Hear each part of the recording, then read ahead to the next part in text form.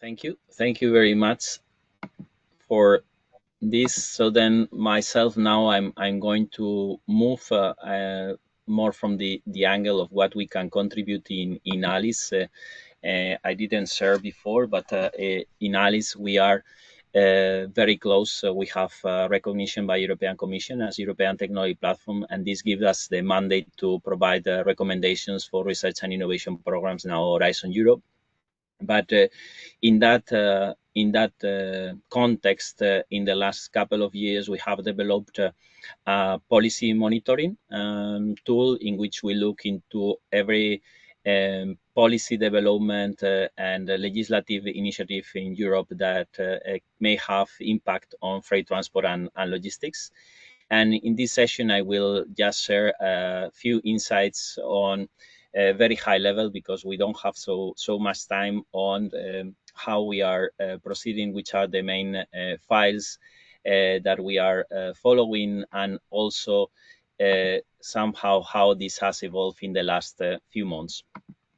So first of all, the new wave, it's you know all that there were European elections, and there was a new commission in place end of last year, and the new turn is now focused on making Europe competitive. In the previous term, it was more the Green Deal, and it was the green part. And now, in this period, is more the deal part. So how we can still move on greening and on sustainability, but taking this as a competitive advantage for the whole Europe. So this is the most important prioritization, that it's competitiveness. Then second is still for those ones that think that this is watering down decarbonization objectives. We see in some cases, and I will share later, pragmatic approaches on some policy files that were ongoing and put into practice. But in general, the trajectory to decarbonize Europe, it's going. So just yesterday, I read that the Council agreed on making compulsory for all member states to reduce emissions by 90% by 2040 and making it compulsory. So then it's really moving in this direction when we look into climate neutrality 2050, but reaching 90% emission reductions by 2040 compared to 1990. Still, we see this will create a lot of effort and a lot of changes, particularly in transport, in road transport, that currently is fossil fuel industry.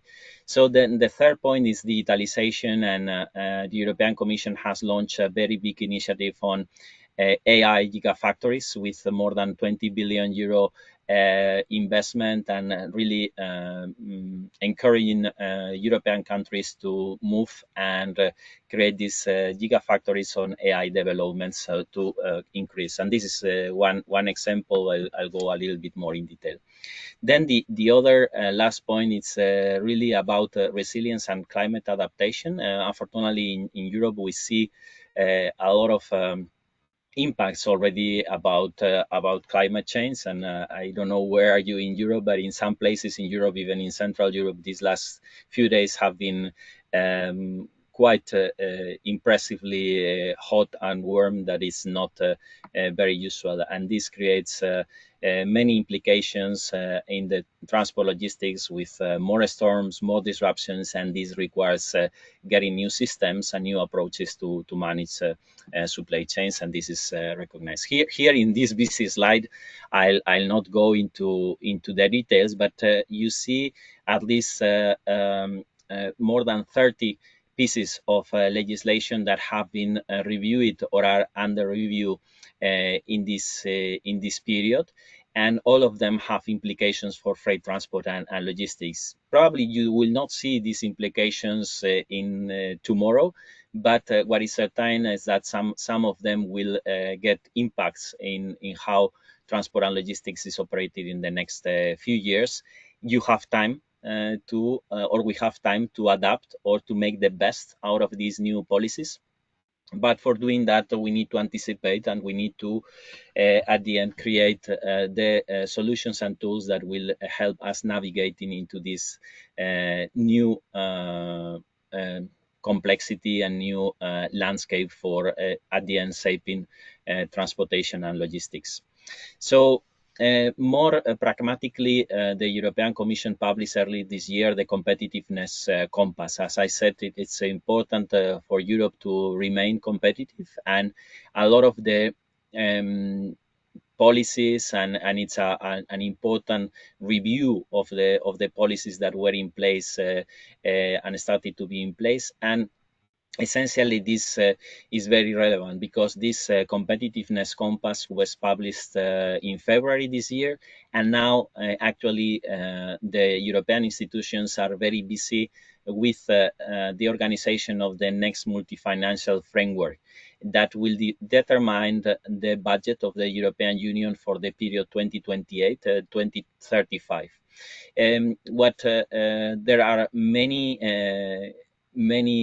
debates and on because there are many new priorities in terms of security and in terms of other needs, and this proposal from the European Commission on the multi-financial framework will be released on the 16th of July. So only in a few days we will know the main guidelines of this important budget, and will determine already key figures, for example, for the program of research and innovation, on other programs of funding like Connecting Europe Facility, other programs for supporting investment in electrification infrastructure, and so on. So I think it's important to stay tuned, because this will determine not only the budget for 28-35, but also will determine how the current programs will be moved in the next couple of years.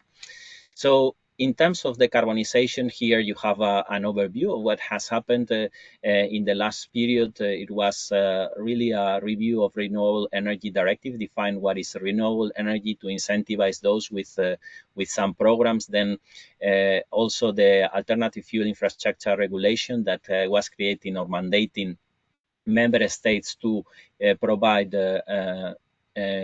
hydrogen refueling stations and charging points in the main TEN-T corridors, and this regulation is in place. So then all member states need to comply with these objectives, and this is follow up and then review it. Then on emissions accounting and trading, you all know about corporate sustainable reporting, and this has been somehow reduce the objective and the scope, and also extended the time for 2 years, so an obligation of doing this reporting.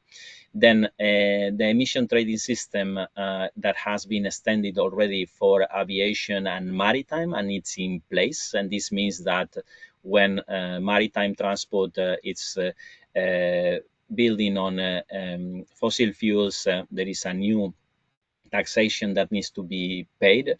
And then there is a program, the Innovation Fund, that is used with those funds to really incentivize the transition. The same will happen, and it's planned to happen, with the emission trading system on road transportation. So as of 2027, there will be a new taxation in fossil fuels according to the emissions. And this will revert into the social climate fund that will provide support for small enterprises to adapt to electrification, as long as in the countries this has been decided to do so in the program. So there will be again a stick in terms of taxation and a carrot in terms of transition. And then the accounting of transport greenhouse gas emissions, count EU emissions. Now it's turning this, I would say, voluntary schemes for reporting emissions on transportation to move then in a more compulsory framework. So then when you would disclose emissions out of your transportation, will need to comply with this new regulation that will be started again with the Danish presidency of the Council that started only 3 days ago.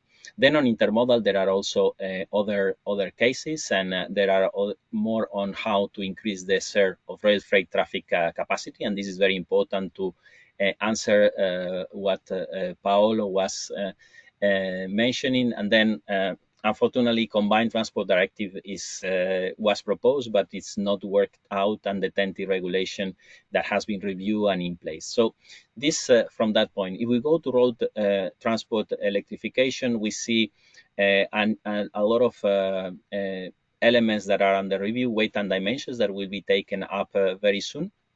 And then reducing CO2 emissions of heavy duty vehicles is putting very strong obligations to OEMs, truck manufacturers, to reduce the emissions of the fleets and sales, and the same happens for cars and vans. This may be reviewed, but the reality is when we talk to the OEMs at European level, they have already started their journey, and now moving back for them would not be the best option. The best option would be to have the conditions in Europe to really advance fast into the electrification and decarbonization of road transport. So there are several challenges like vehicle availability, the less and less important, charging infrastructure, business case, and driver shortage and innovation. And then from a digital point of view, here you have several files that are actually shaping how digital and technologies and digitalization, data exchange will be possible and will be enabled in Europe in a trusted way. And in particular for freight transport and logistics, we have FT regulation that is making mandatory for member states to acknowledge digital forms when there is business to administration processes. So for every transportation, intra-European transportation that was required some elements from the authorities, this will be mandatory for them to provide a digital capability, so companies can of course provide this or comply in a digital way. So as you see, this is a very changing landscape in the terms of competitiveness, decarbonization, digitalization, a lot of new things that are coming, and that definitely will be shaping transportation and logistics in the next few years. And to my belief, it's important not only for innovation to understand which these new demands will be created out of this realization of these objectives, but also for positioning in this complexity, as Andrea mentioned in the introduction, to understand how or potential lines of action to adapt. So with this, I will then move to the next part of the presentation that, if I'm not mistaken, it will be done by Alberto. Yeah, before leaving the place to Alberto, I think there is a question for Paolo related to the fact that he mentioned terminology structured companies. So there is a question related to what you mean exactly for structured companies, well-defined internally framework, or is there another meaning? Yeah, we generally define the structured company, a company that has in itself the managerial ability and structures and organization to deal with the challenges that we have mentioned. And so we know that, for example, green transition is a big challenge. You need to have a structure or managers that are trained, that have the expertise, the knowledge to deal with this challenge. And the same can be said about AI, digitalization, and so on. It has obviously to do also with the dimension, because maybe a bigger company can have a